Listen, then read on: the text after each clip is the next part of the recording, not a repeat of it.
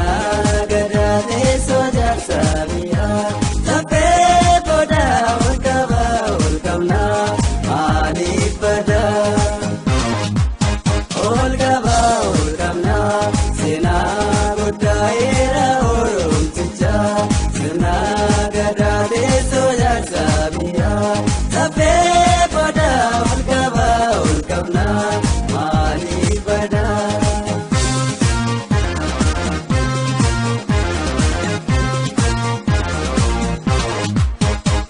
Fedhiin ilma namaa kan itti guutamu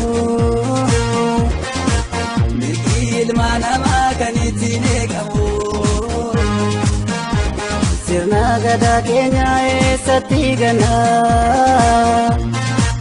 barree wal barsiifnee ittiin boonuu qabna jiruufi jireenyi aadaa fi amantii diinagdee fi siyaasaa waan kuni sirni gadaa keenya kan ittiin beekamu mallattoo keenya hin irraanfatamu.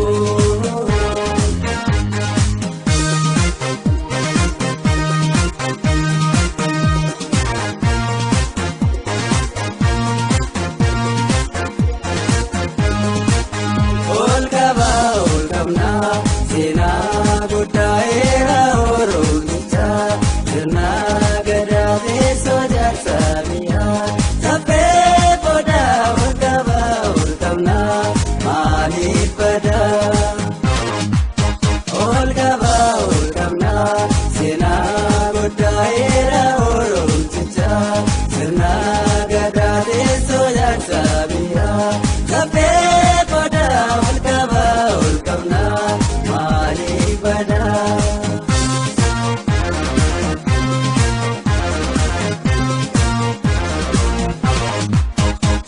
Gadayyo galgaloo yaayyaa fuulallee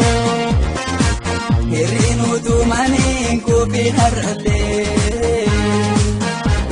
ammas kan fooyyessee ayitti saambaloo gurguramee hafee olaa qabnu maaloo maanguddoonni biyyaa karaa nu qabsiisaa waa'ee oromtichaas beenutti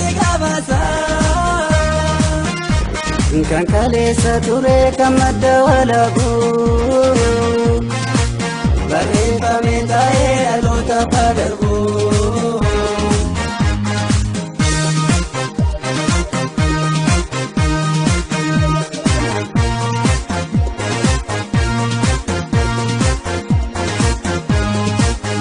Ol qabna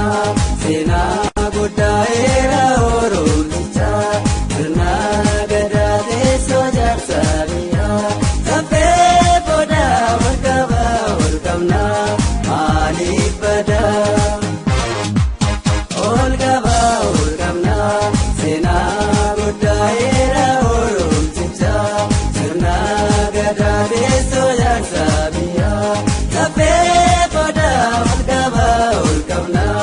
maaliif badaa.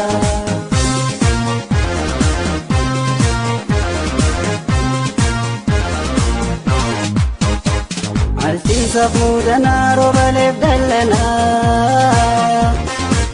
harbuufa jedhamee shanitti qoodama waggoota 8 geggeeddarama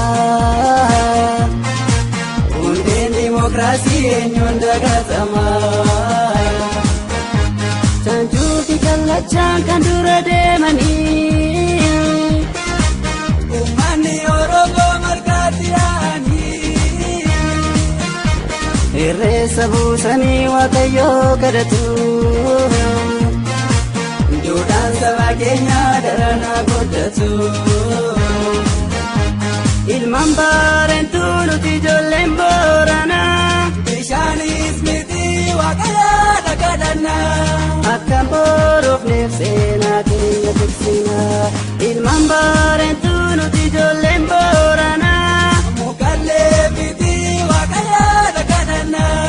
akkam booroofneef seenaa keenya tiksinaa ol qabna. Olkaba, Olkabna, olkaba, Olkabna, olkaba, Olkabna, olkaba, Olkabna, olkaba, Olkabna, olkaba.